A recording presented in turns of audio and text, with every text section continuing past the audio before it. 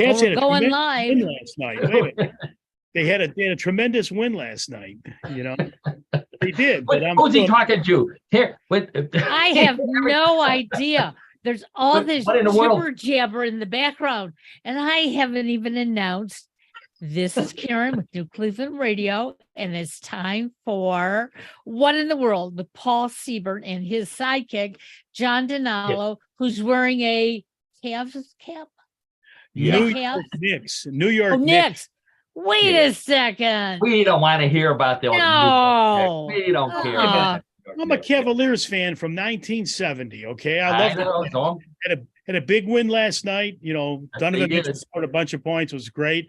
But the New York Knicks are the hottest team in basketball. So who cares? Who cares? That's right. I say the same thing. Besides you. Well, my high school interests die hard. So that's where it is. Okay. So, now that we got that out of the way, we're gonna edit all that out later. So no, we are. No. All right. Okay. All right. Welcome everyone to everybody's favorite news show. Sometimes our motto. I am your host, Paul Seaburn. I just said I'm your host, so I would be redundant if I said it again. Also, the editor and head writer at mysteriousuniverse.org, everybody's favorite paranormal news site. So if you're looking for stuff about UFOs and some of the more esoteric kinds of news, that's the place to go. And I've got a bunch of stuff there. You come to What in the World to get away from reality, to get away from the bad news, the political news, the religious news, all that, the business, all that stuff. And you just come here to have some fun, have some laughs. All of my stories are real, despite what you may think. Every one of them has multiple sources. And so we just try to have some fun. I hope everybody laughs as much as we do. And speaking of the people who are laughing, let's start with Karen Hale, our media mogul at newclevelandradio.net, producer and co-host on the show. newclevelandradio.net is our platform. So go there, click on my name on the top, and you'll find out how to download us. Also, how to find us on YouTube. I want to mention that right up front because I've got a lot of photos today, including some Bigfoot photos. I'm going to drop that little one there for John. So if you want to see those photos, come and visit us on YouTube as well. Some of them I also put on Mysterious Universe. So covers all of that, except for introducing my old buddy and our sports co-host, John DiNallo. Hey, John. Hey, Paul. Hey, Karen. Luckily, John is used to us picking on him for his attire. That is true. That is true. So don't go writing in saying we're being abusive to John. He likes it. Okay. So let's see. I dropped a hint for John. John's a big Bigfoot fan, so he's always anxious to see photos and hear stories about Bigfoot. And I've got a couple of great ones this week, so I want to get right to them. Let's see. I've got chocolate wars. We love to talk about food, so this is chocolate wars in Switzerland and beer wars in Australia. Two countries who are big fans of chocolate and beer, respectively. So this is big news down under and up above, I guess is what they call the people in the Alps. An official state mushroom that hisses. This is our friends in Texas will know this because it's the official state mushroom of Texas. But for everybody else, the other 49 states that also count, we're going to talk about that because it's really unusual creature. Speaking of creatures, I've got a news item about the creature from the Black Lagoon. We're going to talk about that. Yeah. Okay, so John, I've got a bathing Bigfoot. I've got a train-loving Bigfoot. And I've got a Bigfoot from Nebraska, which is really, really strange. Nebraska doesn't have many Bigfoot, and this one is so unique they gave it its own name. So they don't call it the Bigfoot; they call it the Oakland creature. And besides this creature, they also have. Did I write it on here? Some other strange monsters. I'm not even gonna. You've never heard anything like this before, so. I did say some cannibals. There's cannibals in Nebraska, but not the kind of cannibals you might think. So, oh, and then we've got more strange news. We've got some world records this week. John's got the absolutely most unique sport I think we have ever talked about on What in the World. So I would have to agree, Paul and Karen. That really is, this sport is really different, to say the least. So stay tuned for that. That will come in the second half hour of our show, along with Bluff, the co-host, everybody's favorite weird news game. So let's get right to it. This is let's start with the chocolate wars from Switzerland. So now there's this candy from Switzerland. I always mispronounce it. It's called Toblerone, I believe. The triangular chocolates that you see. I know I see them at the grocery store in the candy container. John, have you ever tried this stuff? Actually, I have, and you're right. It is more of a triangular type of chocolate, and I do see it in the stores, but to be honest with you, I really haven't had any in a long time. But it's a Swiss chocolate, so it's good. Well, it's not a Swiss chocolate anymore, and that's what the war is all about. Oh. It turns out, yeah, the box and normally when I eat chocolate, I tear the box open and eat the chocolate and throw the box away. I never look at it. Turns out there's a picture of the Matterhorn on the box, on the ends and also on the front, because the Matterhorn is in Switzerland. Except now Toblerone has to take the Matterhorn off of the box because they moved their operations to Slovakia, my mom's home country. So so now they have to take the mountain of the Matterhorn off of the box, and they have to replace it with something else, something maybe appropriate to Slovakia, which, knowing what I know about Slovaks, would be a mountain made out of pierogies, would be probably the most appropriate. That's true, Paul. That is true. Or for me, instructions on how to open the box, because I always have trouble with that triangular thing. There's, it's not like ripping open a Snickers or something like that. It's different. Yeah, I agree. It's different. It really is. So John, you've seen it in the aisle. Karen, I know you've seen it in the aisle when you go grocery shopping. Right. This is the candy that you buy when you want to impress the people standing in line behind you, because it's a premium chocolate, so it costs more than $1 or $1.50. I don't even know anymore. I stopped looking at the prices unless it's on sale. So you reach down and you pick up a Toblerone and you hold it up, before you put it into your cart, and you can hear the people behind you saying, "Ooh, he must be doing really well. He's buying Toblerones." Well, it's a status symbol of some kind. Yeah, it's a status symbol. That's right, John. And in reality, I can't even afford the dusty Three Musketeers on the bottom shelf. It's been there for 3 years. You can't even tell that it's in a silver wrapper anymore. You can only see 2 of the Three Musketeers. It's so old. One fell off. Yeah. So that's my idea, to replace it with a mountain of pierogies. I think that would be appropriate. Now, this is going beyond Toblerone. They're going to start. The next thing I've heard is that they're going after the Swiss Miss, who is also alleged. Yeah, no, Karen, this is big time. How dare they?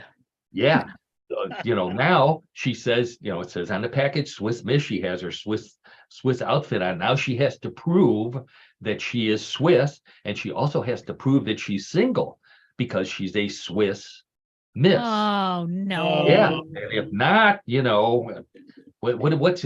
I guess it would be false advertising. That's the whole problem, John. That's the whole problem. So my fear, and the fear of the people who make Swiss Miss, is that they're going to find out she's from Uzbekistan, and instead of being the Swiss Miss, she may be the Uzbekistan man. We really don't know, We're really touching on some stuff here now. Or if she's a she, it's Uzbekistan Jan would be. But the other. We're starting already, huh? Okay, so the other question that I have for everybody out there is when I'm standing in line, I'm wondering to myself, why is Toblerone so expensive? That's my other. I mean, I know it's Swiss chocolate, but geez, Does it have to be twice as much as my Snickers bar? The rumor is that it's that triangular shape. So what? It's just a mold. Yeah, exactly.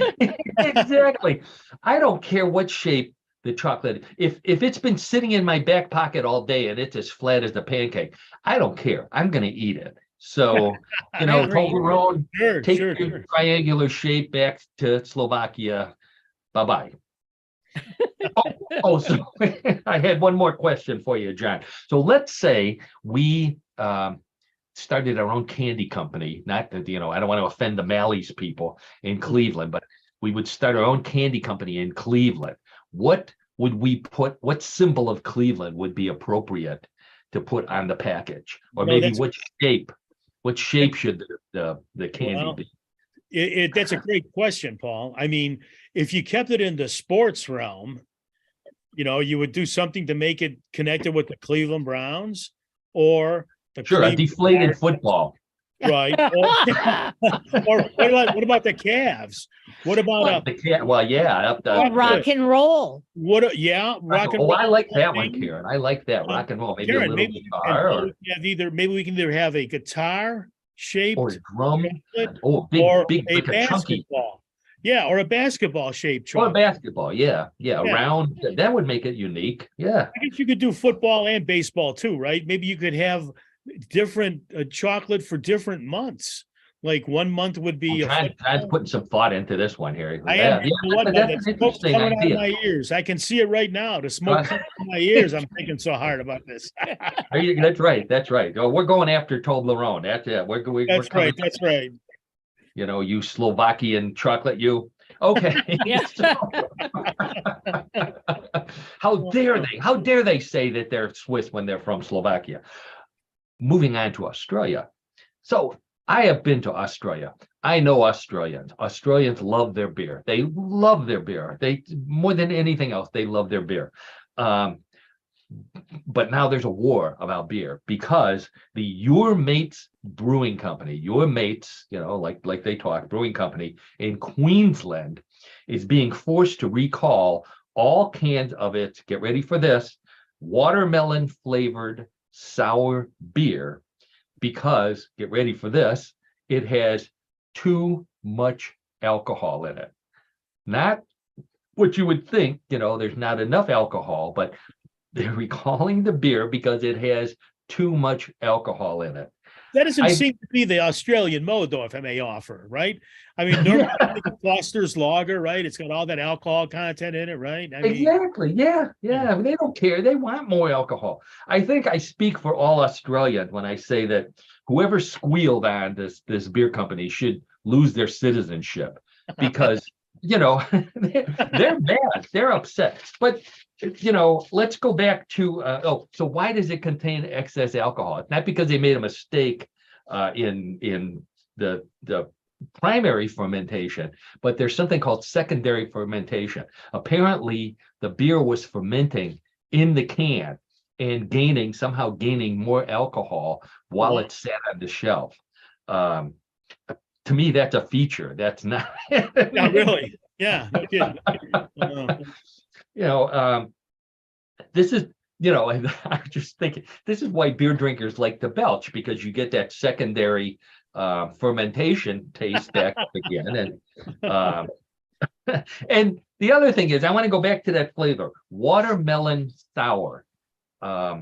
What happened to the old days for all of our listeners out there who are of a certain age? In the old days, if your beer tasted sour, what did you do? You poured it out. If it tasted like watermelon, what did you do? You poured it out. Sure, absolutely. Yeah. If it tasted like sour watermelon, you pick it in the store. Yeah, right. No kidding. Yeah, times have changed, Paul and Karen. And then you went back to your Stroh's or your Pabst Blue Ribbon, which, by the way, I remember Pabst Blue Ribbon tasted nothing like a Blue Ribbon. Did it? That's a good thing. Carling Black Label did not taste like the label. I believe way back in the old days, we spent time licking the label late at night after drinking a few Black Labels. Iron City doesn't taste like Iron Ore City. And then my favorite from my friend down in Cincinnati, Hams, which tasted nothing like ham. So they wouldn't have drank it. They would have poured it out if it tasted like ham. What is this world coming to, you may ask? Well, I'll tell you. I don't know. Well, here we go. So now we go to Texas and the home of the hissing mushroom, which is not a team. Although, Karen, your son might want to look into using that as a mascot for one of the future teams that he's working on. But Texas, believe it or not, has an official state mushroom. And believe it or not, this mushroom hisses.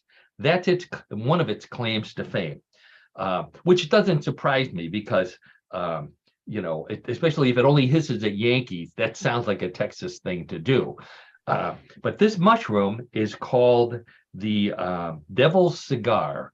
And I want to put up a picture of it so you can see what a devil's cigar looks like.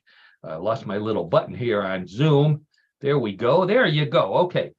So this is a picture of a devil's cigar. Yeah, it looks kind of tasty. It's black. It's about not quite 4 inches long, and they cut it in half. On the inside, there's a white ring. It's kind of looks like it's kind of hollow on the inside. Yeah. So it doesn't look like a mushroom. Doesn't look like a mushroom. Well, wait. So it's called a devil's cigar, but it's also called a Texas Star. And that's where Texans like it, and I'll show you that. Its scientific name is Corioactis geester. So, I mean, I would go with devil's cigar myself. Yeah, I think so. Yeah. So this mushroom emerges from the ground as a 3 to 4 inch cylindrical pod, which is what we're looking at here, resembling a cigar. And if the conditions are right, it undergoes a process called dehiscence, which had nothing to do with hissing, but it just so happens coincidentally that that's what it's called. And it means that the structure of the mushroom splits apart. So here's what it looks like after it splits apart. So now you can see the pod is starting to split, and you can see the inside of it. This is when the hissing occurs, because what it does is it shoots its spores out at this time. And as they come out, the release of that air and spore makes a hissing sound. And then it finally becomes this. Now that's a nice, beautiful, let me see, 1, 2, 3, 4, 5, 6. Yeah. 6-pointed star. Absolutely gorgeous looking mushroom there. I have another one here that is that one looks like 4. There's 2 of them there opening up. So you can see why the Texans would be proud. I would be proud of that when I lived down in Texas. A nice, unusual mushroom, goes up to 8 points. I think that's the most. And I had a problem with the hissing though. They kept saying in the article that it makes a hissing sound, which to me sounds like they're embarrassed to say it sounds like a fart, because that's probably that's probably what it sounds like.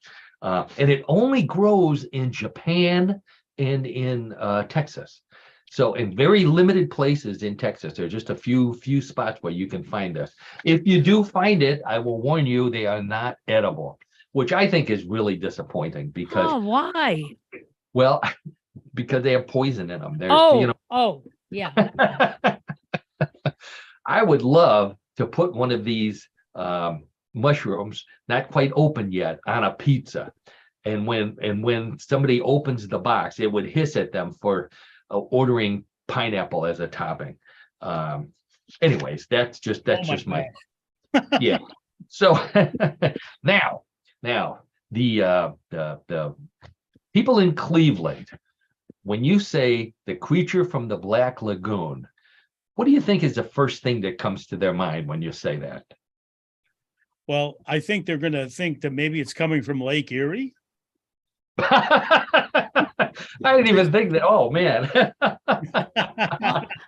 I think I saw that movie on TV not too long ago.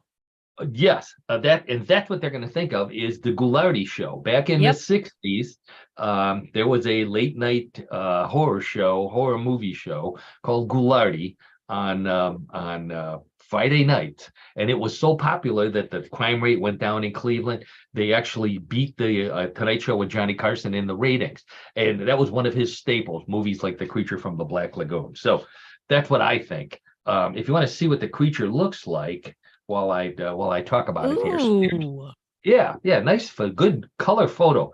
You may not remember this, Karen and John, and those listening. The Creature from the Black Lagoon was a black and white movie, so this photo is colorized. Sure. It was actually in 3D black and white. So you wore glasses, but instead of a color on each glass, there were different shades of gray, which wasn't dirty back then. It is now. But 1954, I believe, is when the movie came out. And the reason why we're talking about it is because the man who played the creature, gentleman by the name of Riku Browning, passed away last week at the age of 93. Now, not only did he wear the costume, he also did all of the underwater swimming because he was a trained swimmer, a very, very good swimmer. On the other hand, the lady in this photo, Julie Adams, who played the love interest of everyone plus the monster in the movie, had a stunt double who did all of the underwater scenes for her. So he passed away. If you wanted, they're still accepting flowers. If you want to send an appropriate bouquet, one of seaweed and lily pads might be a good choice. Okay. All right, Paul. Now, 3D black and white. This is colorized, as I said, which, I can't imagine 3D black and white. I can imagine 3D color, but that must be how people who are colorblind see. They see in 3D black and white. I believe I have another photo of so here's what he looked like without his monster. Good looking guy. Good looking guy. Yeah. Now, he was also a regular actor, so he didn't act in other movies as another creature in a costume. He played different characters. Good looking guy. His other claim to fame, and probably a bigger claim, was that he was one of the creators and the writers of the Flipper Show. Remember the Flipper Show? Yeah, Flipper. Show, sure, the Dolphin Show. Yeah. Right. Oh, there you go. Yeah, Karen knows the song. Flipper was what they called it, Lassie with a Porpoise. Which Where's your horn at, Paul? Where's your horn at? No, I can't take credit for that one. But so yeah, Lassie with a Porpoise. If you remember that, I'll give you a spoiler alert. Basically, these researchers, these geologists, went looking for fossils, and they found fossils of this creature, not knowing that it was still alive. They thought it was from millions of years ago. And the creature came out and he killed them. And then he started chasing after the boat. And that's when he saw the good looking girl. And of course, he pulls her off, and then they rescue her, and he pulls her off, and they rescue her again. And then, the conclusion is he grabs her one more time, and one of the people dies trying to save her. And then they finally run off and they shoot it, and it supposedly sinks to the bottom of the Black Lagoon. Supposedly is the key word there, because there were two sequels where he floated back up again. One was called The Creature Walks Among Us. Revenge of the Creature was the first one, and then The Creature Walks Among Us was the second. And those were, the first one was in 3D, the second one was in 2D. And John, I know you remember this one. Abbott and Costello did a version of this movie called Abbott and Costello Meet the Creature from the Black Lagoon. I do remember the movie. Yes, I do. I don't know what the plot was. I'm sure it was hilarious. Paul, when was that movie done with Abbott and Costello? Do you have a time fix for us on that one, roughly? Oh, that was in, let's see, do I have that? It was part of the Colgate Comedy Hour. They appeared on the Colgate Comedy Hour as the creature, and then it was so popular, they made a movie out of it. So I want to say the late 1950s. I don't think Abbott and Costello made movies after that was just on Svengoolie, who is on Saturday nights here in Cleveland from 8 to 10:30. Now which one? The Creature from the Black Lagoon or Abbott and Costello? The Abbott and Costello one. Yeah. Oh, I missed it. Oh no. Oh, that's terrible. Wait, maybe we can go back in time.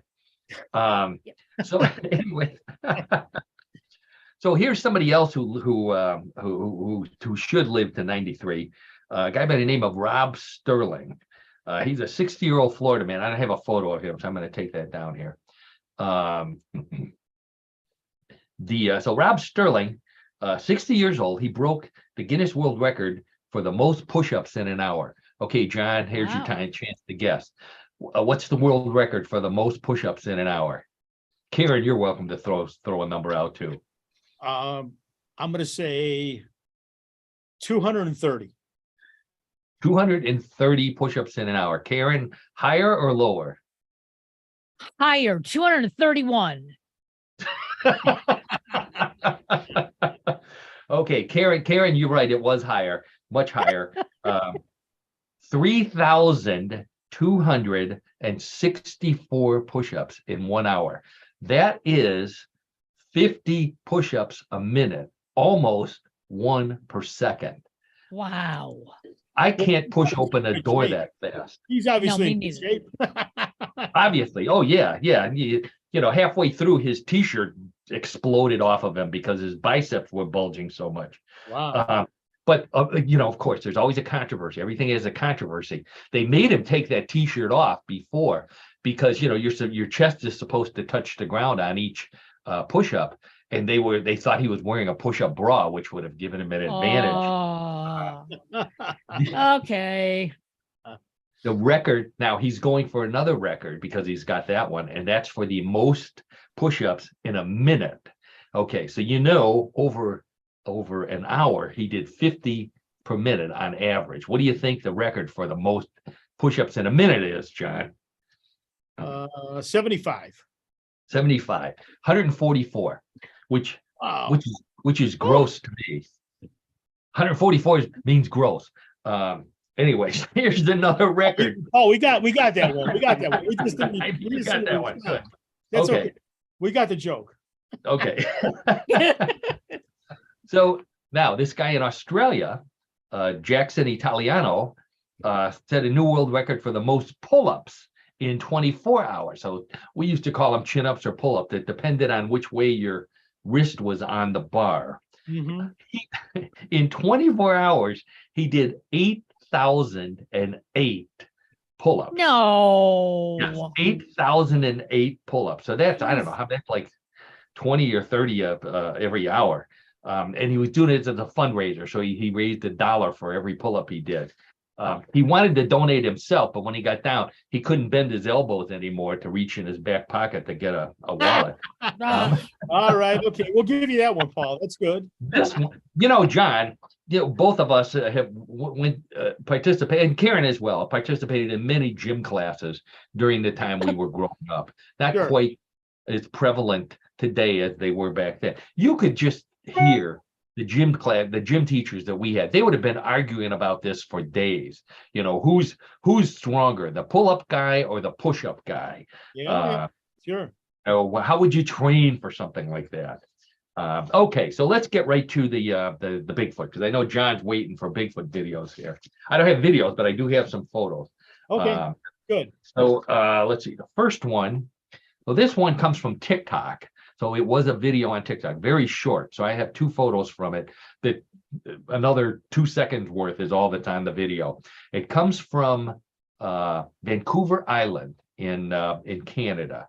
And I'll just I'm going to put the picture up, and then I'll tell you what they think it is. That's our creature there. So here's photo number 1. Now, it says up there, Sasquatch in the water. The person who took this believed that this is a Bigfoot in the river around this island or on this island taking a bath. And you can see arms. It appears that the Bigfoot may be facing away from the camera. And there's a reflection in the water. Now, I'll give you another photo, John, so you can compare the two. There you go. Obvious differences between these two. That was a sarcastic remark. They look basically the same, one a little closer. Well, so, go ahead. John, give us your expert assessment on that before I tell you what the experts think. You may find this hard to believe, but I have been on vacation on Vancouver Island. Ah, I've actually been there, and it's very picturesque. We were there in the fall. It's a very picturesque island. oh, The city of Victoria is located on Vancouver Island. that's right. Yeah. Yeah, but I would have to say that it is something that is standing, or so it appears. Right. There's no distinguishing features to me that show a head, arms, or legs. It looks like a black. Oh, you don't think there's two arms over there? I tell you, Paul and Karen and audience, I just don't see it. I mean, Don't see it, huh? It looks like it looks like a creature. Okay, I'll give you that, but I don't see any distinguishing features of a head or legs or an arm. I just don't see it. Karen, what you look? I love your explanation, John, because to me, it looks like something that's growing from underneath the water and not a monster. Mhm. Oh, okay. So Karen is voting with many of the experts who commented on this video that it looked more like a tree stump or something coming out of the water than an actual Bigfoot. Yeah. My question is, if this really was a Bigfoot bathing, how does a Bigfoot get all the tangles out of its fur after taking a bath in a river like this? Do they have comb? Do they have picks that they use? Well, you have to use that detangler conditioner. So he'd have to go to the local CVS to buy it, There you go. That's right. There are some Bigfoot brands. So we talked about that once. I think there's a Bigfoot deodorant. So maybe there's a Bigfoot conditioner as well, which also caused me to wonder if there's two big. We only have one Bigfoot here, but if there's two Bigfoot and they come out of the water, are they like chimpanzees? Do they pick the bugs off of each other and eat them like chimps do? Oh boy, that's more information than I need right now, Paul. but here's the other thing. Well, go ahead. Well, I was going to ask you, John, do you ever remember us seeing a picture of a Bigfoot in water? And as a corollary to that, a Bigfoot swimming. Boy, I'll tell you, Paul and Karen and audience, I don't think I ever have. I don't think so. I don't recall seeing, and I've seen an awful lot of Bigfoot photos and video. I've seen a few in the water, but I've never seen a Bigfoot swimming. And I don't know why that is, because it certainly has big enough feet to paddle through the water and big enough hands to paddle. The drawback would be the fur, which would be absorbing water and slowing it down. But to me, a swimming Bigfoot would be a cross between two athletes that I know John is familiar with.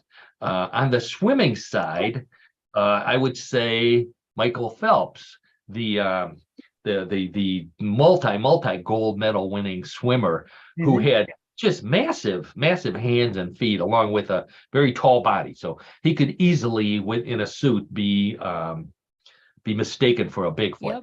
Then to provide the hair on this combination here would be my favorite wrestler, Wild Bull Curry. Now, it's interesting, Paul. It's interesting you brought up Wild Bull Curry, because I was just curious today, actually, about whatever happened to Pampero Firpo. Pampero Firpo, another hairy guy. That's right. He had long hair, he had a long beard, and he had a very, very hairy body. Exactly. For those of you who are younger than we are, there's a lot of you. There's a lot of you people out there like that. Back before the WWF and all the other McMahon and all those people, there were wrestlers all around the country. And in Cleveland, Wild Bull Curry and his son Flying Fred Curry were very well known wrestlers. And Wild Bull, you can imagine his eyebrows grow together, very bushy, hair all over the place. wouldn't be accepted today into the fraternity of wrestlers. I don't think he would make it at all. Okay, so next Bigfoot here. So this one comes from Colorado. Passenger on a tourist train going through Colorado. And those are beautiful trains going through the mountains. Snapped a photograph of what appears to be a Bigfoot off to the side of the locomotive. So here's a picture. On the left is the picture of the Bigfoot. On the right, they were photographing the smoke from the train and the trees that they were going through. So the video shows the train approaching this Bigfoot, and you can see it getting closer and closer. I will say that the video does not show the Bigfoot walking, so it apparently was taking in the scenery just like the people on the train. So this is the Georgetown Loop, which runs 2 miles through the Rocky Mountains. The guy said that, he wasn't sure if it was a live creature or if maybe the people who own the railroad put a fake Bigfoot out there to kind of, give people something to look at. But he pointed out something interesting, and that is that the engineer and the conductor never once said anything about, hey, look over there. What is that in the woods? So he suspects that they didn't know, and that it really could be a Bigfoot. So take a look. But John, what do you think about that one? Well, I'll tell you, one thing that's in its favor in this picture, in my opinion, is it looks like he has legs that are not together, right? It looks like those legs are separated. Looks like he's got a torso. I understand what you're saying. Yeah, he's got a torso, and it looks like he's got a head. But here's the foil on this one. You don't see his arms. Good point. You don't see his arms. And I hate to go back to this point, which I bring up quite a bit on the show, is there's never a crystal clear picture of Sasquatch. And there's never a video that really depicts a Sasquatch or creature walking or running at any length. You may see rare. A snippet of a video where it looks like there's some movement. What I find astounding is, with all the cameras in the world, with all the people in the world, and with all the capability and technology that's out there, that to this day, in my view, I have never seen anything that shows a definitive creature like Sasquatch. I have to offer that as an honest view, and sure, being a dissenter necessarily, but I'm just not convinced. Well, you'll be convinced by the next one. But I want to point out, good point about the cameras. I think the reason why you can't see Bigfoot's arms is because he's facing away from the person on the train, and he has a cell phone in his hand, held up to his head, and he's taking pictures of the scenery as well. That's my theory. Oh, he could be. Now that's a possibility. Yeah, okay, I'll give you that, Paul. Now, from that, we move to Nebraska, not a state that's known for Bigfoot because it's mostly flat farmland. But it turns out there was a story this week about the 50th anniversary of the most famous Bigfoot in Nebraska. Its name is the Oakland creature. Oakland is a city near one of the bigger Nebraska cities. I forget which. Omaha. Omaha. Yeah. Okay. Yeah. So Dale Jones and his wife, Julie, I believe is her name, on July 4th, 1974, saw something that they could not determine what it was. They own a farm, 22 acres, heavily wooded. Dale said it was something, he heard a sound, a scream, something he never heard before, indescribable. People asked me, and I tried to tell them, and I said, you just had to hear it. His wife, Linda is her name, who she came out on the porch because she heard it, and she wanted to calm down the dogs who also heard it. And she saw it running. She said it looked like it was running on its front knuckles. Okay, so your typical long arm Bigfoot. Didn't look like anything she'd seen before or since. For all I know, she says it could have been a possum, but it would have had to have been a really big possum. So they told their neighbors. This is a small town, Oakland. In fact, it's the Swedish capital of Nebraska. There's more people of the Swedish persuasion in Oakland than any other part of Nebraska. So they warned their neighbors, and it turns out some of their other neighbors heard it too. The paper boy, remember paper boys? This kid, Nick Wickstrom, 13 years old at the time, he went out, he was delivering papers, and he saw it along with his father, who must have been driving him, and his brother. They interviewed all of these people. So just for the 50th anniversary, they interviewed all these people. And Nick said he is still terrified to this day when he thinks about what he saw. So they're trying to figure out what it was. There are two different monsters that I want to point out that exist only in Nebraska. One of them is beside this one, the monster of Alkali Lake, which is a great name. It's now called Lake Walgan because it was too derogatory. And in 1921, people were reported seeing a 10 to 12 foot sea creature in the lake. And some people said it was up to 20 feet long, but they all said they saw it. And the legend of the creature, this lake alkali creature, exists to this day, even though in 1950, the guy who started the rumor came out and said, no, I made it up completely. He was a professional hoaxer. Yeah, in 1950, people are still seeing it to this day, even though he said he made it up. But the one that I loved, this is, then there was the radioactive hornet after Fukushima, the leak in Japan. There was a rumor that a cloud came, like the balloons that we just had. Cloud came over from Japan and landed in Nebraska on a hornet's nest, and the hornets became radioactive, and they grew to 4 times normal size, and their sting was 4,000 times as powerful, and so they were all terrified.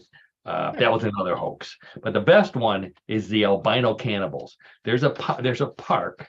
It's Hummel Park in northern Omaha, and it's supposed to be one of the most haunted parks in the world. It's at least in the United States, there's a Native American burial ground and all that. So this is one of those urban legends. It's a place where the kids, teenagers go to park and neck. Do they still say neck? I guess they do. Karen, you have a question. That's a good question. I don't think they say those words anymore. No? Okay. No, they have their own terminology. They have their own terminology, and Yeah. we don't want to be censored. So No. So though the legend is that there's a group of albinos living in trees, human albinos living in trees in this park.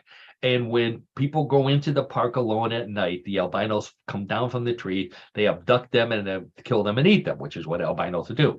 Why they're albino cannibals, why they're albino, we don't know. Why they're cannibals, we don't know that either. All we know is that it is the most famous urban legend in Nebraska. So now I've kept John waiting long enough here. So there were a number of witnesses to the Oakland creature, and so here we have a photograph to go with the Oakland creature. Oh, no, wait a minute. No, wait a sort of second. cute. No, that's a cartoon. They all agreed that that's exactly what it looked like, John. So what we're looking at here is a cartoon, basically a drawing of a. I'm not even sure. You look, those pointed claws look more like a sloth or a possum or something like that. And I don't want to be a buzzkill or anything, right? But I mean, that's pretty lame. And I think these people that are trying to purport that this is the Oakland monster or whatever it is, that's pretty weak. I'm sorry. I'm not trying to be adversarial here, but John, those are our listeners. You got to be nice to them. All right, Claire, you're right. You're right. Okay. Send all your complaints to John DiNallo, care of New Cleveland Radio. Send them to me. What in the world? That's right. Okay. Don't forget, John. This is Nebraska, and it's flat. If you fly over Nebraska, it's a very flat place. So they have to come up with things to keep themselves occupied. All right. I get that. Running away from. Okay. Running away from albino. I don't want to be mean to the audience either. So okay. My I apologies. should apologize for the albino cannibals, but I'm not going to. I thought that was just too funny. Okay, so let's so there's our Bigfoot stories for the day. I don't think we've had that many Bigfoot stories on the show ever. So I think that's a good place for us to end the news segment of our show and move on to sports with John DiNallo. What in the world of sports? So every week I'll take that down here so we don't have to look at Bigfoot. So every week I ask John, who I've known for most of our lives, someone who I trust as a sports expert, a sports trivia expert. I ask him, John, find us an unusual sport that fits the theme of what in the world. And every week, John manages to find another one that tops the previous week. Tune in next week because he may not be able to top this one. John, why don't you introduce your sport to us while I line up your photos? Well, thanks, Paul and Karen, for the big buildup, but I have to agree with you 100%. Our sport this week is very, very, very unique, to say the least.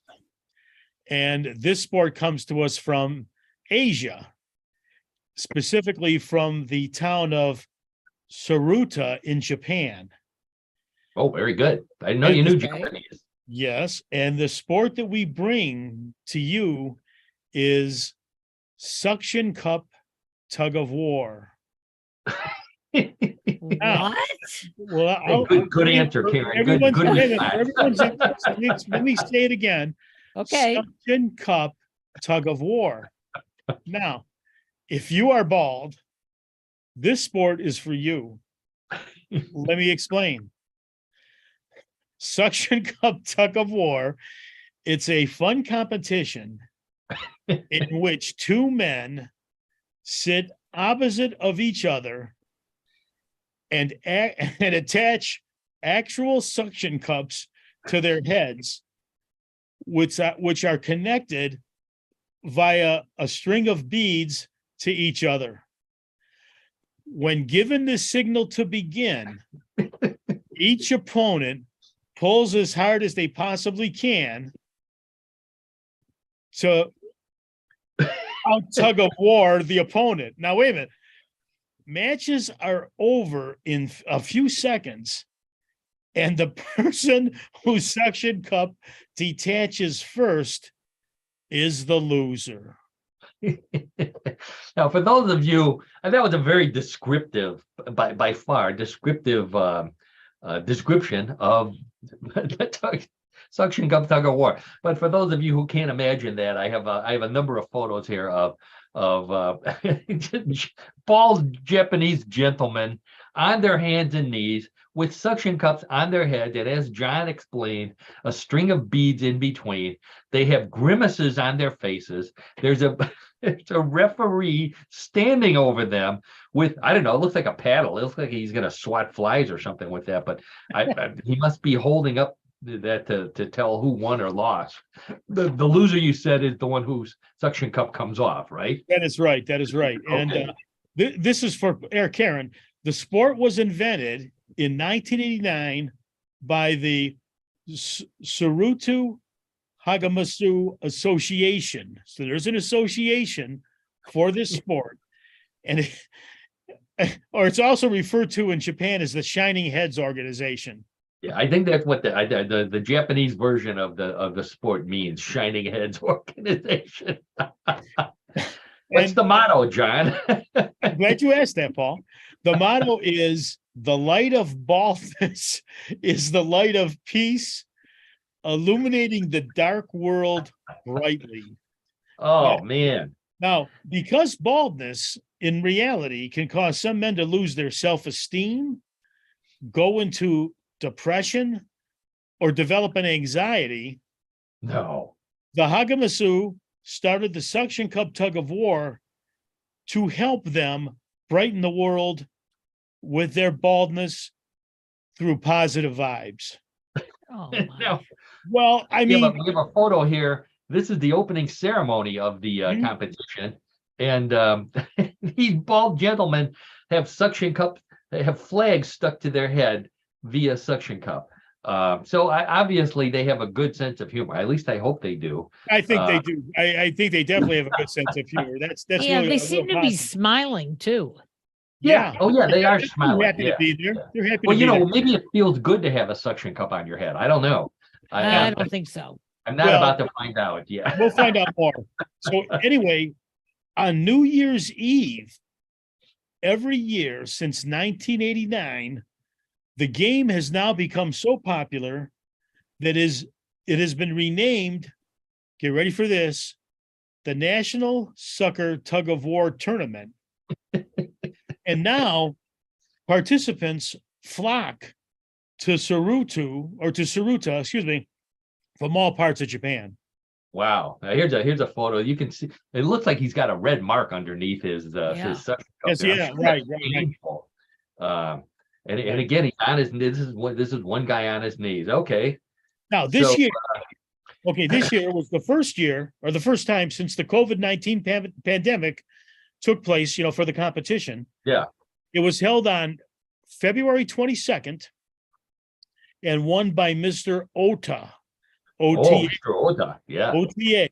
Now, this was the third win in a row for Mr. Ota, and experts attribute it to the fact that Mr. Ota's head is very flat on top, which is a distinct advantage.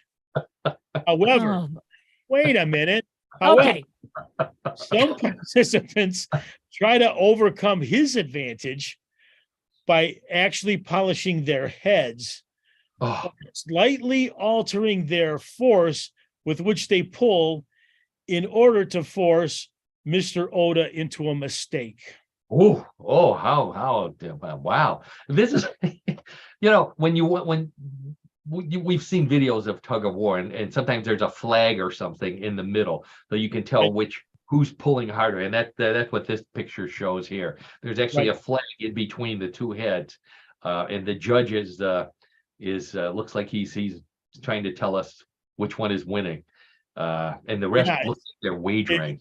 It's a very close competition, as we all can see. For those of us who can see it on video, look at all the fans here. This is the National Sucker Tug of War Tournament is also open to women who don't have to be bald. The women do not have to be bald, but they can still attach their suction cups not to the top of their heads, but to their foreheads.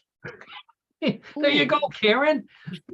No, thank you. Participate. No, I know. Now, wait a minute.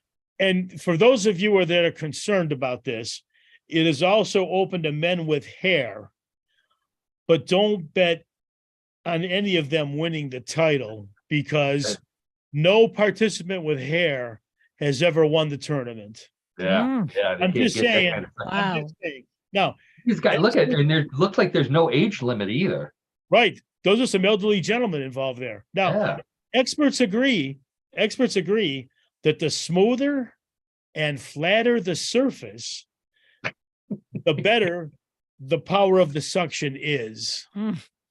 So there's a little bit of science to this sport. Okay. I think this is Mr. Ota right here. That could be Ota right there in a victory stance right there. Now, don't worry, for everyone, don't worry about going bald, okay? That hair that you see in the morning in the drain could one day make you the Tom Brady of the suction cup tug of war. The goat of suction cup tug of war. That person could be the GOAT, the greatest of all time, national sucker tug of war participant. Wow. Take the title away from Mr. Ota. That would be a good one. No, I think it's a tall order, so to speak, because you got to think of this. Mr. Ota is won it 3 years in a row. So he's 3 years in a row. Yeah, he must have some. I don't think it's just a flat head. I don't think you're right. He's got some kind of technique, or he's got some kind of mojo working that he's able to do that. Think about that. 3 years in a row, he's a winner. That's right. Some kind of twist of the neck. Well, there's also celebrities that participate in this sport. I have one celebrity here. Take a look at his photo right here. So John Travolta. Many people don't know that the reason why John Travolta shaved his head from the handsome guy that he was to the bald guy that he is now was to participate in the national suction cup tournament in Japan. I don't think he won. his head not flat enough. No, but he obviously is a striking. His appearance now is a striking contrast. He could at least stare them down. Yeah, he's got quite a menacing stare. Yes, Maybe he that's does. yeah, Yes, he could. He looks foreboding. He really does. Yes. Foreboding. Good word. Good word. That's right. Speaking of foreboding, so John always says we've never seen this sport, but John, thinking way back when we were in college, we were in a fraternity together. I believe that one of the fraternities on campus challenged us to suction cup tug of war. I'm sure there was illegal substances or alcohol involved, but they challenged us. And our fraternity, if you remember, we did shave our head. The betting money was on our fraternity. We were picked. We were the favorites. Now that you mentioned this, I remember it comes back to me now. Yes, we were the campus favorites. Yes, we were. Yes, we were the favorites of the collegiate suction cup tug of war. Unfortunately, we had a couple of people who liked to fool around in the fraternity, and one of them decided, just to be safe and give us an advantage, when no one was looking, he rubbed some Elmer's glue on his head.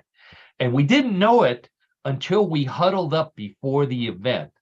And if you take a look here, we all stuck together. There must be 10 of us. Oh my gosh, that's right. Oh my God. Remember that the all those bald heads stuck together to the one guy glued in the middle. Probably Tom. He was always a probably Tom. But we'll keep his last name. His last name will be confidential at this point. But yeah, it was probably Tom or less. Yeah, or could have been less too. Yeah, right. Two partners in crime. That's it. That's right. It wasn't Dan. I know that. Dan still has quite a head of hair. But anyway, so there you go. Suction cup tug of war. I'm looking forward to it'll actually be in 2 weeks to see what kind of sport John is able to top that one with. Oh, thanks, Paul. And no, Karen. it's not in 2 weeks. I erased that. Good so job. anyway, that's right. So that's the national tug of war, suction cup tug of war. Hard to say, let alone imagine. In closing, we've really touched on a lot of weird sports over the years, right?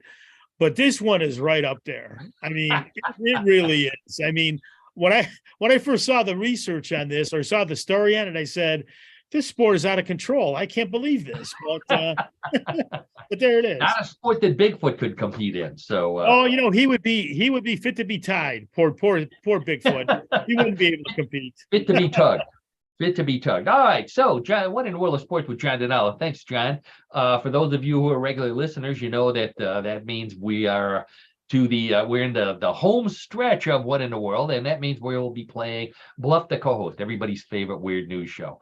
I have 3 news stories similar to the ones we've been telling all afternoon. One big difference: those were all true, including the suction cup tug of war. Believe it or not, the stories in Bluff the Co-host may be true, may be a bluff, and it's up to Karen and John and those of you playing at home to figure out which is which.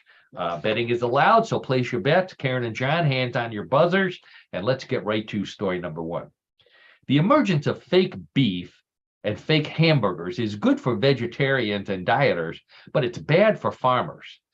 Now they need to grow more vegetables, but they have less cow manure to spread on their fields for fertilizer. That's why a company in Pennsylvania has set up a new process to turn electricity into fake but realistic cow patties. The manure is made by heating vegetable scraps in an electric oven, then mixing it with secret additives that make it look, smell, and spread like fresh cow manure. So far, the product is only available to farmers in Pennsylvania, but the company hopes to spread its fake manure around the country by 2025. Okay, Karen and John, fake manure because we're running out of real manure because people are becoming vegetarian. What do you say, real or bluff? Karen, we'll start with you. Wow, I'm going to say that's a bluff. I think we have plenty of cow shit around.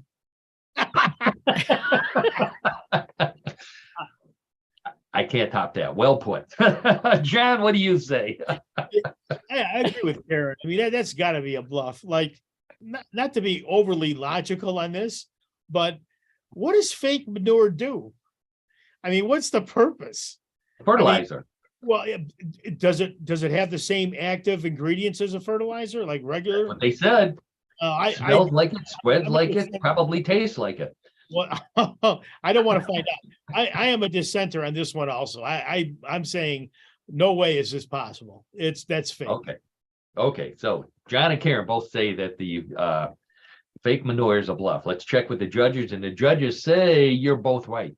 That is a fake story. Very good. Wow, that was a bluff. Off and running on the first one. That's good. That's always a good sign. Yep. Always good to get off to a correct answer. So let's get right to story number 2. Scores tied 1-1. In what had to be the worst band competition ever, a resort in Key West, Florida, held a conch shell blowing contest, where conch blowing soloists and bands from around the country blew into the large pink shells and had to play recognizable songs for the chance to win valuable prizes. The solo winner played a medley of Jimmy Buffett songs on the conch, while a band, the winner of the band competition, was a couple from Ohio who played Hound Dog and a medley of other Elvis Presley tunes on the conch. The winner said the key is to buzz your lips when you're blowing into it like a trumpet. While lessons were offered, most people just gave up, put the conch to their ear to listen to the sound of Billy Ocean playing "When the Blowing Gets Tough, the Tough Get Blowing." Okay. So the conch, what was it? The conch shell blowing contest in Key West, where you had to blow and sound like a real song. What do you say, John? Real or bluff? This is a tough one because part of me says that can't be done. Or if it's done in a very complicated way. A lot of effort would be having to go forth to have this happen. The other part of me says, Jimmy Buffett's involved. So, you don't have to be a parrot head to necessarily appreciate what Jimmy Buffett does. So I'm going to say it's a real story. Okay, John, who makes a visit to Florida regularly, says it's a real story. How about you, Karen? Conch blowing competition. It may be possible, but not in Florida, maybe in the Bahamas. Oh, okay. So I'm going to say so no. It's the location. So Karen says it's the location, not the actual act. Yep. So Karen says it's the bluff. John, you said that's a real story? I'm going to go out on a limb and say it's real. Okay, John goes out on a limb, says it's real. Karen says, no way, not in Florida. Let's check with the judges, and the judges say, congratulations, John, that's 2 in a row. 2 in a row. We have to ask, you've been to Florida. Have you ever seen conch blowing? Never seen conch blowing before, and it's a brand new story to me, but I'm just glad I got it right. No offense, Karen. I'm just glad I got it right. Okay. It's okay. Okay, all right. So that means the score is 2-1. Wow, John's ahead. John's got 2 in a row. But Karen always manages to pull up at least a tie or possibly win in round number 3. Points are doubled in round number 3. So if Karen gets hers and John does not, Karen is the winner. Hands on the buzzer. Let's get right to story number 3. Some people hate their job, but a waitress at a pub in England claims her job hates her. She couldn't figure out why going to work made her cry, put her in a state of panic, and made her sick to her stomach. Her doctor finally figured out the problem. She has a phobia about ketchup. It's called mortusquophobia, which is the fear of tomato ketchup. Comes from a slang word for ketchup, which also means dead horse. Go figure. Before you ask, she had never tasted ketchup before taking the job, but now even looking at the bottle makes her ill. Also, before you ask, it's a good job and she doesn't want to give it up. Plus, she just ended up working at another pub with ketchup. and have the same problem. So she's hoping to find a hypnotist who can help her, or at least make her think the ketchup is actually mustard, which she likes. Okay, so the lady who works as a waitress at a pub in England, who has a ketchup phobia that makes her sick, but she doesn't want to quit her job. Real or bluff? Oh my God. I mean, there's so many phobias out there. I'm gonna say maybe it's real. It's so weird. Yeah, Okay, so maybe it's real or it's real. it's real. We can't accept maybe. The I said real. Okay, real. All right. John, how about you? Well, kind of in the same vein, like Karen's thinking, it's so weird. I think it's true. And as you just said, Karen, there's so many phobias in the world. Why not ketchup being one of those sources of a person's phobia, being afraid of ketchup? Yeah. Yeah, I'm going to say it's real. I'll say ketchup phobia is a real thing. Okay, let's check with the judges. And the judges say, congratulations to both of you. That's a real story. Congratulations to John. 3 in a row. I believe that's Yeah. That's really good. That's, Yeah. I guess our studying paid off this week. I have to let Annette know, Yep. the studying played off. We got 3 right. Yep. So, well, thanks, folks. Appreciate that. Thank you. all the credit goes to your coach. None of it goes to you, John. You're just a I- vessel. You're an I- empty I would vessel. agree with that. Knowledge. Well, that's the end of another edition of What in the World. I want to thank Karen Hale, our producer, co-host, media mogul at newclevelandradio.net, for all the work she does for our show and all of the podcast at New Cleveland Radio. Check it out. The podcasts are great. There's instructions on how to find them, how to download them, how to look for them on YouTube. After you check us out, please check out her podcast, the other podcasts as well. And as always, thanks to my old buddy John DiNallo for being a great co-host and trivia buff and